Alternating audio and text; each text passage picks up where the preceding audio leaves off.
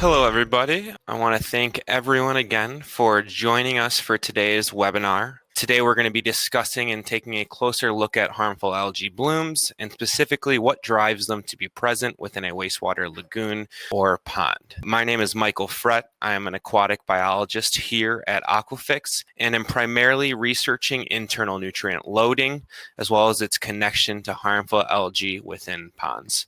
And so first, I'd like to start off with discuss and address why today's webinar is going to be important and relevant for wastewater operators or anyone discharging from or managing a pond and lagoon. First, I want to highlight the harmful aspects of cyanobacterial growth and why harmful algae blooms are more cause for alarm than traditional green algae and aquatic plants. I also want to highlight the treatment problems that are associated with the presence of HABs within lagoons. And finally, I want to highlight the downstream effects and the ways that we can prevent and limit these negative downstream effects from occurring due to the presence of HABs within a lagoon. So to outline today's presentation, first we are going to dive into HABs and answer the question of what exactly are harmful algae blooms. Second, we're going to compare and contrast harmful algae to green algae, and then we will also take a look at the environmental conditions that support the growth of HABs within a wastewater lagoon. This is all going to lead to our solutions, both in the short term and the long term, for effectively treating and limiting the growth of harmful algae within lagoons so that your lagoon can look healthy, nice, and not completely green like we're seeing on the left-hand side here. So our work, sample analysis, and research at Aquafix is all being conducted in our labs at the University Research Park in Madison, Wisconsin. Our research labs here are the foundation for our treatment solutions, as well as our lagoon and algae research. Our research labs are also the foundation for our algal ID and analysis, where we can provide algae ID and information for an algae sample that we receive from a wastewater treatment system. We will cover the specifics on this a little bit more later. All right, and now to really start today's webinar, I would first like to talk about algae in a broad sense.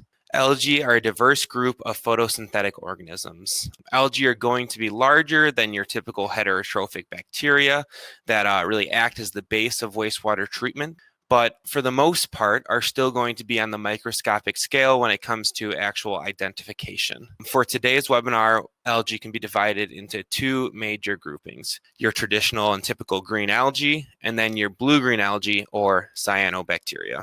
The basis for algal growth comes from sunlight and soluble inorganic nutrients such as phosphorus and nitrogen. Algae are also going to require sunlight in order to photosynthesize and produce glucose. This process also mostly requires inorganic carbon, typically that's going to be CO2, to act as a carbon source for algae during the photosynthetic process. Regarding nutrients, nitrogen is often taken up as ammonium or nitrate ions from the water. However, in some cases, some cyanobacterial cells can fix atmospheric nitrogen and convert it into usable forms. Most algae take up phosphate from the water column as their source for phosphorus. It really is debated currently in the scientific community which nutrient, nitrogen or phosphorus, is going to be your limiting nutrient for the growth of cyanobacteria. One theory out there right now is that phosphorus is the actual limiting nutrient, as many cyanobacterial cells can fix atmospheric nitrogen and don't necessarily need to rely on usable nitrogen within the water column. Of course, various micronutrients are also going to be necessary to facilitate algal growth within a water body. So when discussing where nutrients are coming from, it's not going to be as complex as discussing runoff or possible sources of pollution for a lake or a river, as wastewater lagoons have a pretty direct point source of relatively high nutrient water incoming to the lagoon from the upstream treatment zones within your treatment plant. As this water will naturally have elevated levels of nutrients, this can make algal growth within lagoons all the more favorable.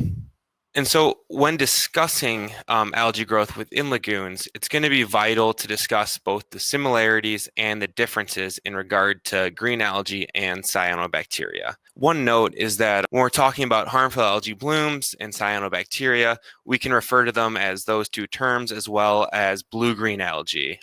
These terms are all going to be synonymous for today's presentation, and you may see me switching back and forth between all of these. So we can start with some general similarities, as both these organism groupings are photosynthetic algae and have an innate ability to form surface blooms in wastewater lagoons and other water bodies. Overall, these groupings of organisms are extremely similar in regard to appearance as well as environmental and ecological niche within an ecosystem such as a wastewater lagoon. But now we can discuss what's important, and that's going to be the differences between these two groupings of organisms. Cyanobacteria are prokaryotic and from bacterial lineage, whereas green algae are eukaryotic and contain membrane-bound organelles within their cellular structure and more closely related to aquatic plants. However, both green algae and cyanobacteria are still able to conduct photosynthesis, although the pigments used to conduct photosynthesis are slightly different. And this is where we get this green versus blue-green coloration that can be observed between the two groupings. This is due to cyanobacteria's use of the phycocyanin pigment. Both green algae and cyanobacteria can have multiple forms, such as unicellular, colonial, and filamentous. This is really going to depend on which species we're talking about within each respective grouping. Finally, two other differences are going to be the ability of cyanobacteria to fix nitrogen from the environment, as well as the ability of cyanobacteria to produce toxins as a byproduct. And this toxin production has become a global issue in recent history. We're going to take a closer look at toxin production specifically later in today's presentation.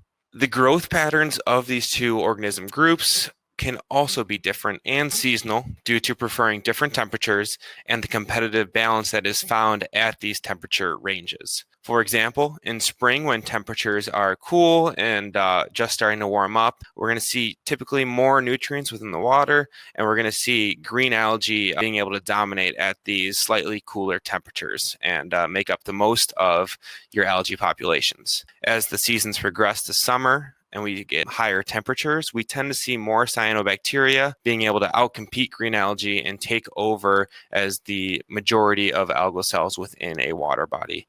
In the fall, as temperatures end up decreasing again, we tend to typically see a mixture between cyanobacteria, green algae, and diatoms making up your algal population as a whole. So these patterns are really going to be entirely environmentally driven, and that's what we can term the algal succession. So now I'd like to bring up the hypothetical question of, it's summer, temperatures are hot, you begin to see your lagoon to start to turn green, and a bloom of algae begins to form. How can we tell the difference from shore, whether we are dealing with a green algae or a potentially toxic bloom of cyanobacteria? Unfortunately, there really is no simple answer to this question. Here on this page, we have two lagoons experiencing algae blooms, but from shore, they're really both going to still just appear to be green water.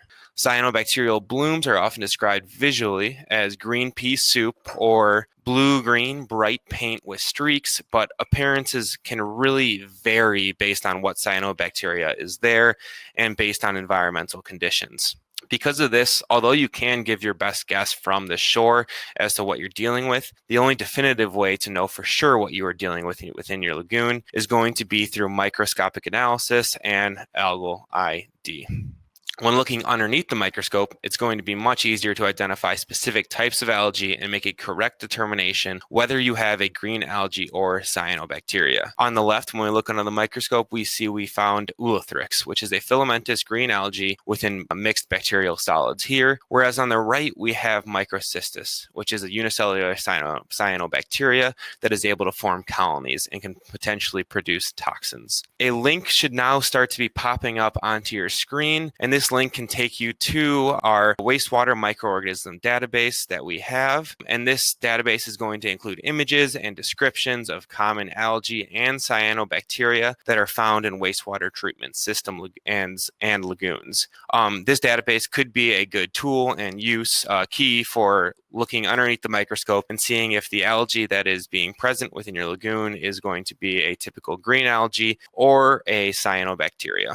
And so that's a good use for everyone to use when trying to figure out what's actually in my pond or lagoon. And so moving on now, I'd like to discuss cyanobacteria specifically. There are some traits that make cyanobacteria a special concern for water resource managers around the world. The first trait is going to be buoyancy control, as many cyanobacteria are able to control their vertical buoyancy through the formation of gas vesicles. As you can see in the top photo of a cross-section of microcystis cell, the arrows there are pointing at gas vesicles. These gas vesicles allow HABs to regulate their buoyancy to not only optimize environmental conditions around them, but also rapidly rise to the surface and maintain surface blooms under optimal growing conditions. Secondly, the presence of cyanobacteria is going to primarily be fueled by these eutrophic conditions, or what can be nutrient saturation of an environment, which is really unfortunately going to coincide with many wastewater lagoons.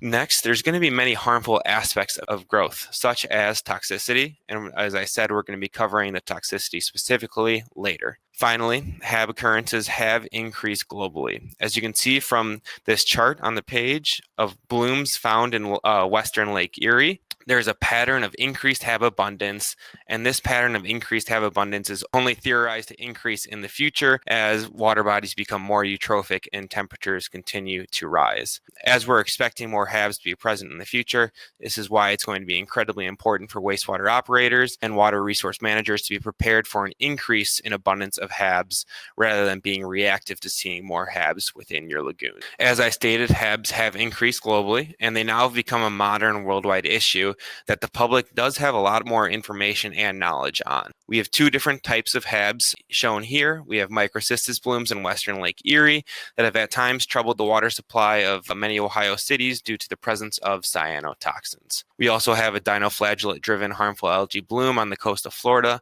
that can cause seafood toxicity in dangerous waters for recreation. So it really is a modern worldwide issue that's going on today. And so as I stated, we were going to talk about toxicity a little bit more in depth. And when we're talking about toxicity, it's interesting to pose the question of why are these tiny microscopic organisms releasing toxins in the first place? As you can see from the microcystin A toxin molecule on the page, the production of microcystins by microcystis is going to be an energetically intensive process that requires a ton of nitrogen. So the molecule we're looking at is just a single toxin molecule produced by cyanobacteria, and there's a ton of nitrogen packed in there. Because of that, it really makes you think that there must be a reason for production of toxicity during bloom formation. Unfortunately, there is no clear consensus right now for the reasoning behind toxin production, but there are many theories for why toxin production could provide HABs an evolutionary advantage over your green algae and other organisms. One of those options is self-defense. This could be self-defense against possible predation and other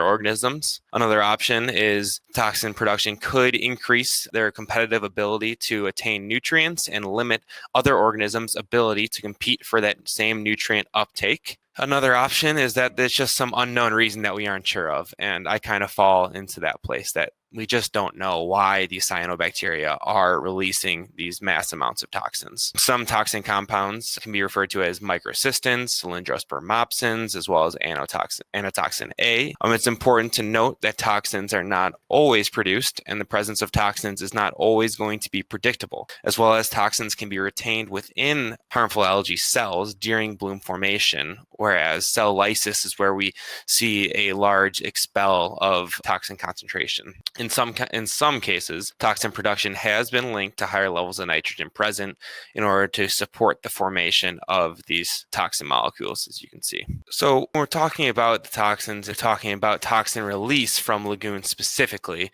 This can have many immediate as well as downstream effects, not only on the people that are managing the lagoons, but also the people that are downstream from the lagoons and affected by a lagoon's effluent discharge. These toxins, although relatively short-lived within the environment, can present many dangerous side effects when coming in contact to people, animals, and particularly, as I'm sure many of you have seen on the news, sadly, dogs.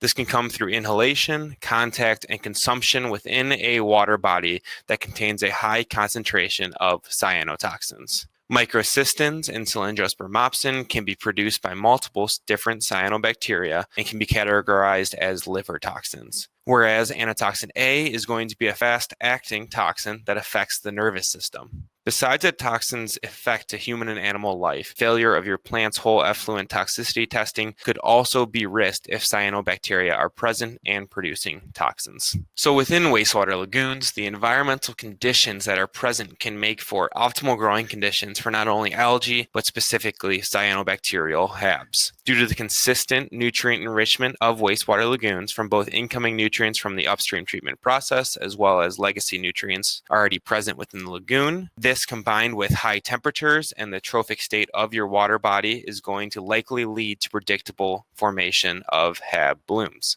As you can see in the graph, there is a shift in abundance from green algae to cyanobacteria as the trophic state of a water body, or the amount of nutrients present within that water body, are increased due to eutrophication and excessive nutrients. So as our focus has primarily remained on nutrient availability leading to this spur of HAB growth, I'd like to take a moment to discuss the process of a nutrient accumulation within the water column and sludge of a lagoon. Obviously, there is a point source input of nutrients from the upstream treatment process that's going to perpetually introduce nutrients within a wastewater lagoon. You're also going to get atmospheric nutrients. You're going to get runoff into the lagoon, as well as you're going to get sediment nutrients contributing to the nutrient reservoir of the lagoon as a whole. The fate of nutrients can have many outcomes, such as attaching to solids or absorbing to other chemical compounds within the water column or within the sediment layer. Nutrients can also be utilized by bacteria, by plants, and algae, or just simply stay suspended on their own within the water column. As nutrients continue to accumulate within a water body, we can begin to see cyanobacteria and other algae being able to have a competitive advantage and eventually begin to form blooms within a water body. An example of this process of nutrient accumulation can be found in a recent study that was focused on sediment characteristics and HAB growth in Utah Lake, located just southwest of Salt Lake and Park City. Specifically, researchers here were analyzing the sediment, pore water, and water column nutrient accumulation levels in relation to where they were finding these common locations of repeatable HABs. As you can see from this map, phosphorus concentrations were primarily concentrated toward urban input areas, wastewater treatment plants, and bottlenecked areas and coves. As you can see, the wastewater treatment plants are notated with triangles on the map, as well as the light, kind of beige color is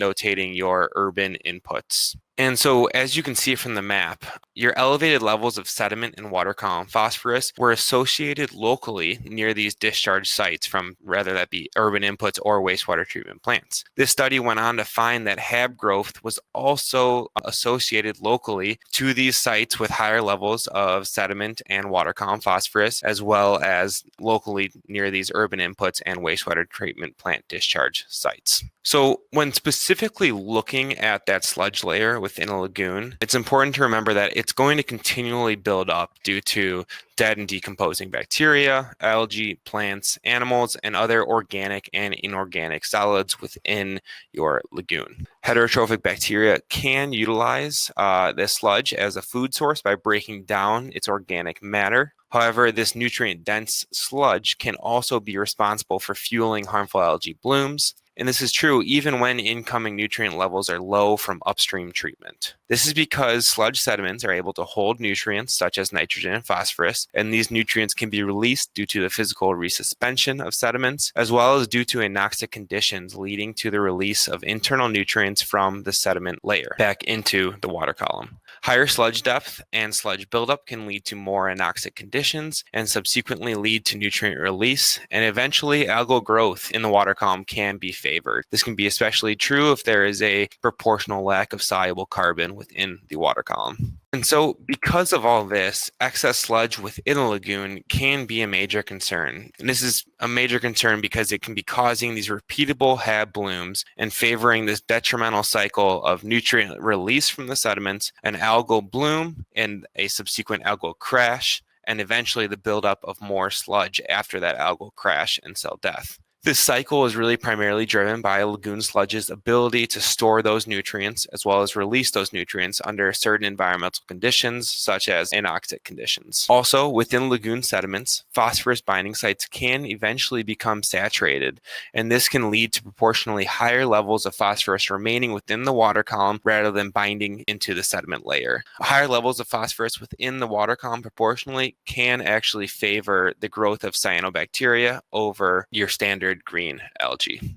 And so I'd like to now show this repeatable cycle of cyanobacterial HAB blooms visually within a water body. The beginning of the cycle starts with two populations of HABs. You have benthic, or within the bottom sediment, and pelagic, or within the water column. These separate populations can be present in low numbers and really not be causing any issues at all. However, over time, nutrients can begin to enter the pond and stay suspended within the water column or settle into the sediment layer, very similar to the HAB cells. As more and more nutrients enter into a lagoon system, the sediment can become eventually saturated, nutrients can be released internally as we discussed, and optimal growth conditions can begin to occur for those harmful algae cells. Due to the natural buoyancy control of HABs, both the sediment and pelagic populations are able to rise to the surface and begin this growth process. As you can see now, these harmful algae are really going to be able to take over, consume those excess nutrients, continue to direct their buoyancy upward towards light, and can rapidly take over a water body or lagoon when these conditions are correct. This cycle of nutrient levels increasing, cyanobacterial takeover, can be habitual, and this is really going to be due to eutrophic conditions remaining present and the rapid proliferation of cyanobacteria under optimal conditions. During the second half of this presentation, I want to discuss the effect that HABs can have on lagoon systems specifically, as well as some solutions that we can provide to help prevent and control the growth of HABs within a wastewater lagoon. But first, I'd like to just give some takeaways before moving on. I want to reiterate that it's important to remember that green algae and cyanobacteria, although they are very, very similar in the fact that they are photosynthetic organisms that can appear green on the surface of your water body, they are very different still. And one of those largest differences is the ability for cyanobacteria to easily produce toxins within your water body. And I also want to then reiterate that life cycle of HABs that we continually see being fueled by eutrophic conditions and eventually being able to take over a water body. And so, as we begin to move on and talk a little bit more specifically about wastewater lagoons and the conditions within lagoons that can lead to HABs, moving on to the next, really second half of this presentation, I'd like to discuss HABs in reference to wastewater lagoons specifically as our primary growing system. As we discussed earlier, in many ways, wastewater lagoons provide the perfect environment to support the growth of algae and harmful algae. Because of this, an opportunistic cyanobacteria can swiftly explode in abundance, and we can see bloom formation occur. Outside of the lagoon, we can also have negative downstream effects in public waterways from both elevated nutrient discharge and elevated algal discharge from a wastewater lagoon after a bloom has developed. And this can eventually lead to this HAB bloom formation downstream. HAB prevalence is not only going to be a wastewater lagoon issue, but can also really be a community issue downstream from a wastewater lagoon due to the flow of algal cells, nutrients, and toxins. So looking closer now at the specific lagoon conditions that can lead to HABs, we can start with the excessive amount of point source organic loading coming into a wastewater lagoon from the upstream treatment process. Elevated levels of nitrogen, phosphorus, and organic solids will flow directly into a lagoon. And even with effective treatment upstream, in almost all cases, this type of nutrient and solids loading will outweigh the typical lake or pond. And besides the incoming nutrients from upstream, we also see that the legacy nutrients within the lagoon that are internally cycled can also contribute to those bloom forming conditions. Internal nutrient buildup can lead to those predictable blooms, as I had stated, due to that foundation of nutrients. Legacy nutrients are going to be largely retained within the organic sediments on the bottom of your wastewater lagoon. And as sediment builds up over time, it can hold more nutrients as well as act as a larger habitat for HAB cells and resting structures. Finally, in combination with that sediment buildup, calm conditions, hot temperatures, and a lack of aeration can spur the opportunistic growth of cyanobacteria within your lagoon. These environmental and lagoon conditions will favor the competitive advantage of cyanobacteria over the heterotrophic bacteria, as well as your less harmful green algae. New algae can be introduced into lagoons by many environmental factors. Some environmental factors include storms, wind, animals, and human activities. The same environmental factors may also reintroduce an algae that you have treated previously but was now brought back into your lagoon.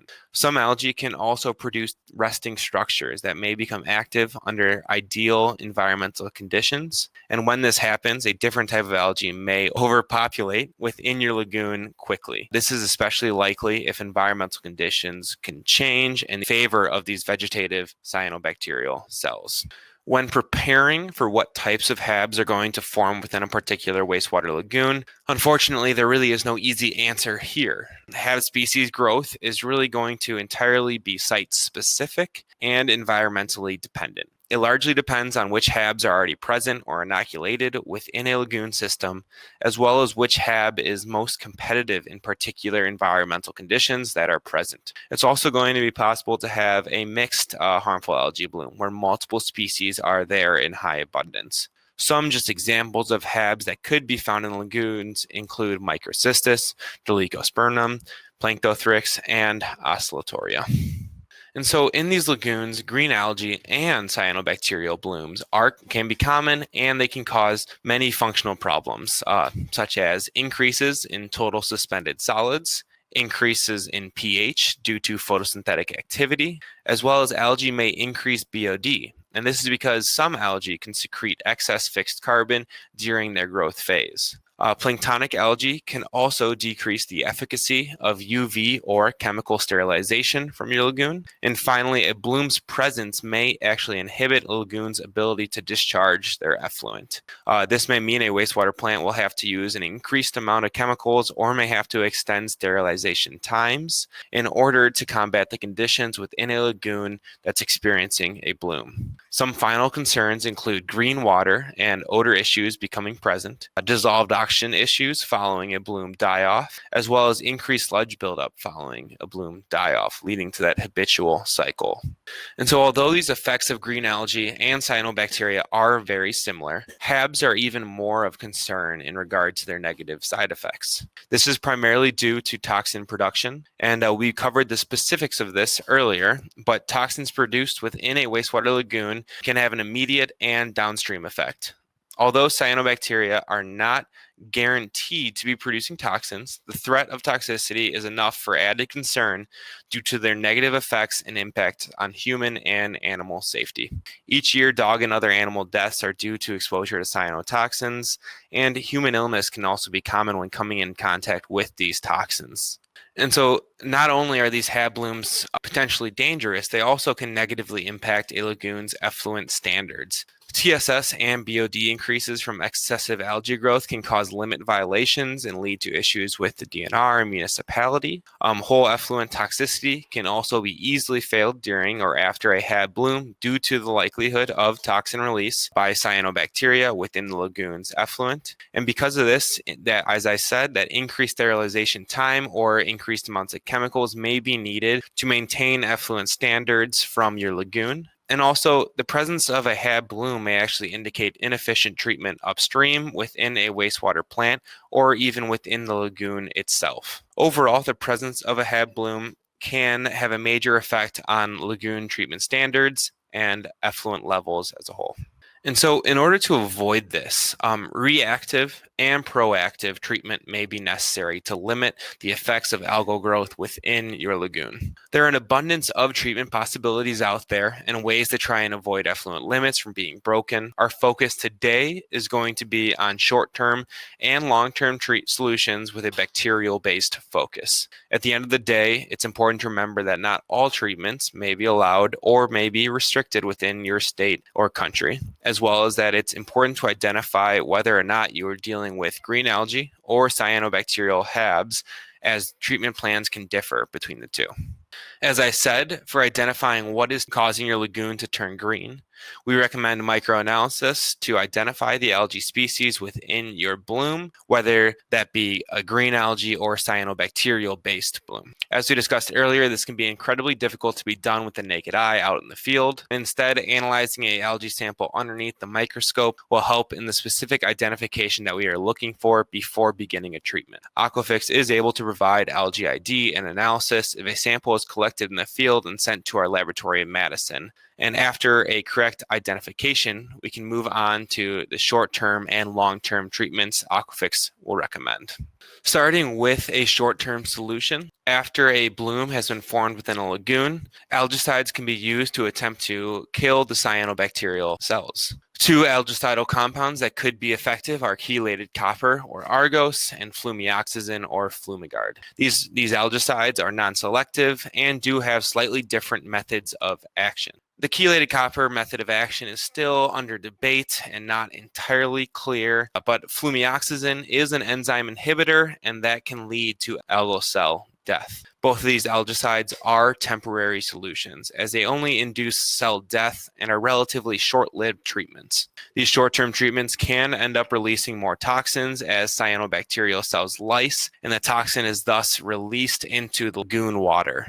One other note about these algicides is that cyanobacteria are often actually more resistant to copper in comparison to green algae. And this is because cyanobacteria are fundamentally different from green algae on a cellular level and also have a metal pumping system that can effectively pump copper out of cyanobacteria cells prior to cell death due to that copper molecule. In order to make these algicidal treatments more effective on cyanobacteria, Aquafix has additional short-term treatment solutions that can increase algicide effectiveness, as well as increase the amount of time between bloom occurrences within a troubled water body. Our adjuvants can be used to provide a synergistic effect with algicides. Ponzilla Pro here is a biocatalyst that can help increase algicidal penetration as well as increase algal cell degradation during and after an effective algicidal treatment. This can help clarify the water column as well as limit the amount of dead algal cells settling into the sludge layer due to Ponzilla's ability to degrade dead algal cells as well as their contents.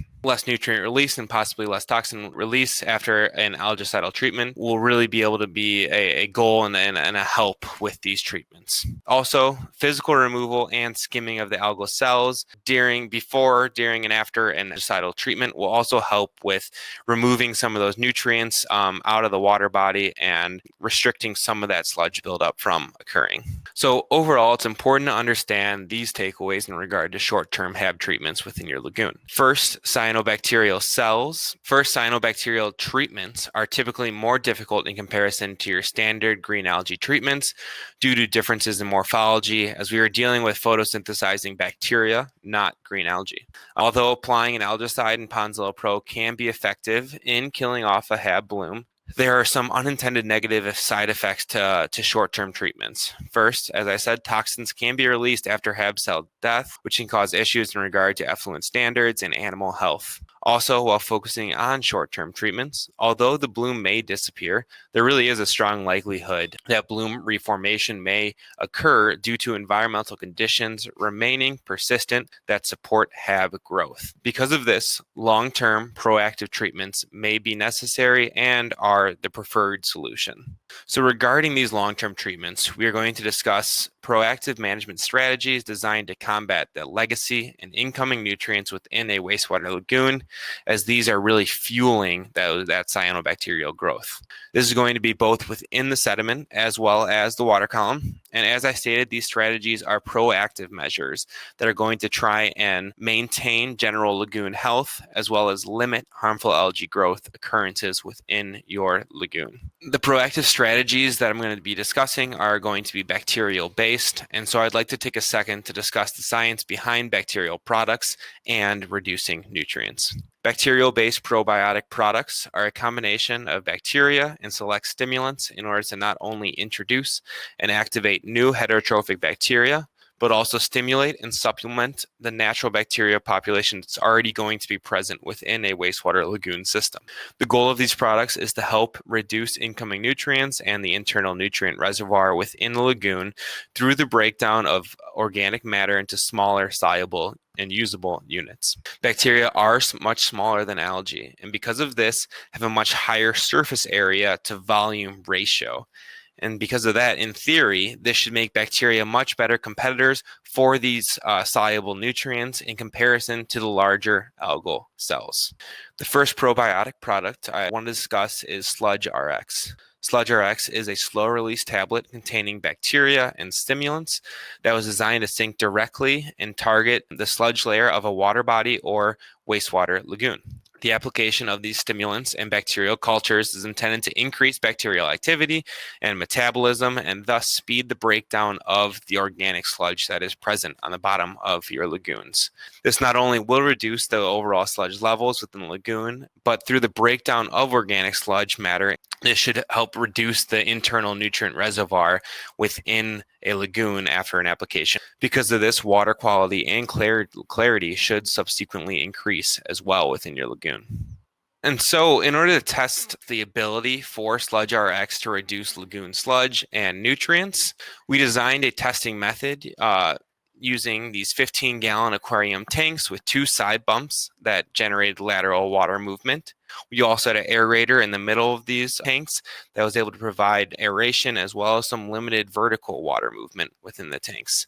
The tanks were wrapped in foil in order to prevent differences in light exposure, and the only light in each tank was a fluorescent fish tank grow light that was set on a 12 to 12 light and dark cycle. There were, within the actual tank, at the sediment layer, we had a bottom 2-centimeter layer of sand on the very bottom. On top of the sand layer, we had a 0.5-centimeter washed clay layer. And then on top, we had 2 centimeters of pond sediment. These tanks were then filled with pond water to a height of 15 centimeters above the sediment layer, and the tanks were dosed with 12.5 pounds per acre of Sludge Rx every month for a 3-month duration. Sediment depth was measured weekly in these tanks using 30 different quadrants to measure an overall sediment depth. And measurements of sediment nutrients were also taken before and after the 12 weeks of testing. So I'd like to discuss some of the data from this experiment now. So first we can take a look at the sediment reduction that occurred within these test tanks after being applied Sludge Rx. As you can see in the blue line there, we have a nice good negative trend line of sludge reduction throughout the entire experiment, and we were able to see sludge reduction occur with the application of Sludge Rx. We compare that to control tanks where we really did not see much sludge reduction or much sludge increase, but we kind of saw relatively stable levels throughout the entire experiment. So we were happy to be able to see sludge reduction, and we've been able to prove this many times throughout similar experiments to this. As I said, after 12 weeks of testing of applying Sludge Rx as well as control tanks, we measured and averaged out your sediment nutrients that were still present. The Sludge Rx tank had higher levels of total solids and lower levels of total volatile solids in comparison to the control tank and the initial pond muck. The Sludge Rx tank also had lower levels of total organic carbon, total nitrogen, and total phosphorus in comparison to the control tank after 12 weeks of testing. We were happy to see less nutrients still present within this tank. And when we talk about total solids and total volatile solids, as I'm sure most of you know, when we're talking about that, the measurement for total solids is determined from filtering your sediment onto a 1.5 micrometer pore filter, drying that filter and weighing it. Then after you weigh it, burning that filter in a furnace and weighing it again. The amount of solids that are burned off of that filter are going to be your total volatile solids and are going to be considered the organic portion of your sediments. We like to look at the amount of total volatile solids as the amount of organic sediment that we actually are able to break down biologically and able to reduce those nutrients through that breakdown process. So at the end of the 12 weeks, we also sent out the sediment and the water for metagenomic analysis. And we looked at all the DNA in both the water column and the sediments.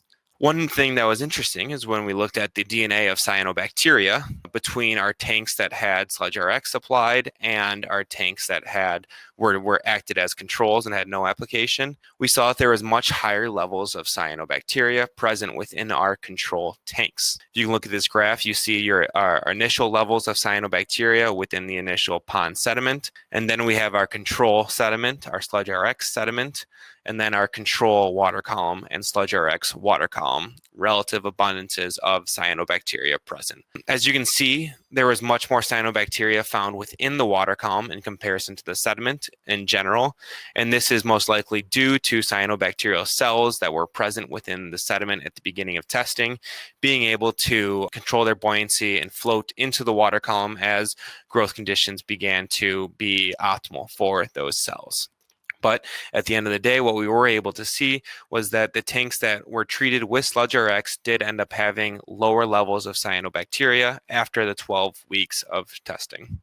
So I'd now like to discuss another probiotic product that we can provide, which is more targeted for the water column rather than the sludge layer like Sludge Rx, as we just discussed. What I'm talking about here is VitaStim SummerSlam and Sludge Reducer, as they are specific powdered blends of biostimulants and select bacterial cultures that are designed to grow within a lagoon pond and reduce sludge and nutrients. This not only clarifies the water, but also can be used after a copper treatment in order to restore your bacterial health within your lagoon. VitaStim SummerSlam and Sludge Reducer can be combined with Oxypax XL, which can be used to boost oxygen levels and float softer bound sediments into the water column, which can be broken down quickly by SummerSlam and other bacteria that are present. Overall, the proactive probiotic treatments that I'm showing here, both for the water column and for the sediment, should help reduce occurrences of harmful algae blooms, as our products are attacking that internal nutrient reservoir and trying to bring back a balanced and healthy community in your wastewater lagoons. And so to kind of summarize that point in trying to get this reduction in harmful algae, unfortunately, the way wastewater lagoons are constructed and fed with nutrients, they probably are going to get, whether it be algae or harmful algae, at some point during their life cycle. Algae blooms can cause these operational problems, as we discussed today, and short-term treatments, although they can be effective, are not always going to be effective and can actually lead to bloom formation reoccurring due to it not being a long-term solution. The other issue with these short-term treatments is that toxin release, as I had said earlier, from cell lysis after a treatment. But through our research and through our solutions, we believe that our Aquafix products can help treat and reduce the frequency of HAB blooms proliferating within your lagoon. Our adjuvants can help enhance chemical treatment efficacy and enhance the amount of time between necessary chemical treatments, as well as our probiotic products can help in the nutrient reduction of the internal nutrient reservoir of a wastewater lagoon, and this can help decrease the frequency, duration, or type of algae bloom.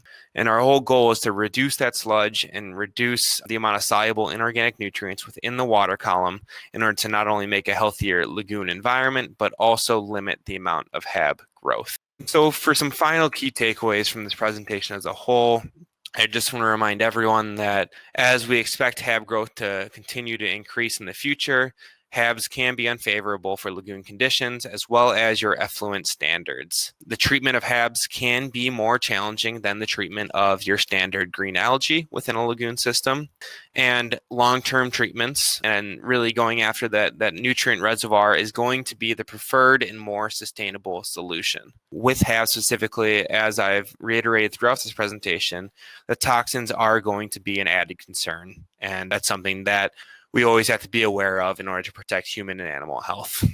And with that, I'd just like to remind all of you here today that all of our webinars done by the Aquafix lab and team can be found online on our website and our Aquafix webinar archive. You can go there to see any of our previous webinars. And here actually is a link as well to go directly there. And with that, I'd like to open it up for any other questions that anyone has. I see one here from David about what do you have to treat algae if I cannot use copper products? Well, it's tough. And I know a lot of times copper products cannot be allowed or are highly regulated in specific areas. And I guess my biggest recommendation in that would be to get ahead and try and reduce the amount of algae that can be growing. And that's going to be really in those probiotic solutions and trying to maintain lagoon health in order to not favor the growth of green algae and cyanobacteria. And here's a question from John. And would you say most problems in wastewater lagoons are traced back to the sludge layer as the root cause? And yeah, I think that is a fair message to provide, as these lagoons, the way they're set up with the amount of solids and nutrients coming in, you're going to get this buildup of sludge. And as we discussed in today's webinar, that buildup of sludge is going to lead to a higher levels of nutrient release internally into the lagoon. And that internal release of nutrients from that sludge layer can really just fuel these not only algae growth, but also harmful algae growth. And really being able to attack that sludge layer should be the first line of defense against algae growth within your lagoon, as we can try and reduce the amount of sludge present as well as reduce the amount of nutrients within that sludge layer. It could be fair to say that most problems can be traced back to a buildup of sludge leading to algae growth within lagoons. So this question here, use of copper can eventually cause problems for sludge accumulation. Yeah, I agree, as all these cells can end up settling down into the sludge, and asking if the Aquafix products can accumulate in the sludge. And so as you are applying these tablets into the sludge layer, they are not, in sense, leading towards these larger algal cells accumulating within the sludge, as these bacterial cells within these Aquafix products are going to be trying to break down and digest that sludge and remove sludge. So although you are adding a product into that sludge layer, that product is looking at the benefit of trying to reduce and remove that sludge from the wastewater lagoon, rather than accumulating it like these larger algal cells and these large organic sediments or aquatic plants, for example.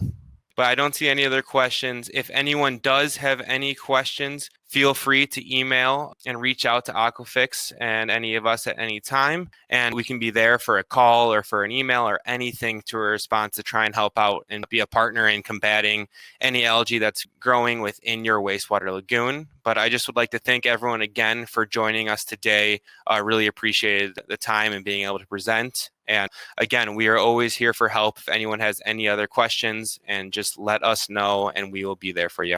Thank you. Hope everyone has a great day and appreciate it.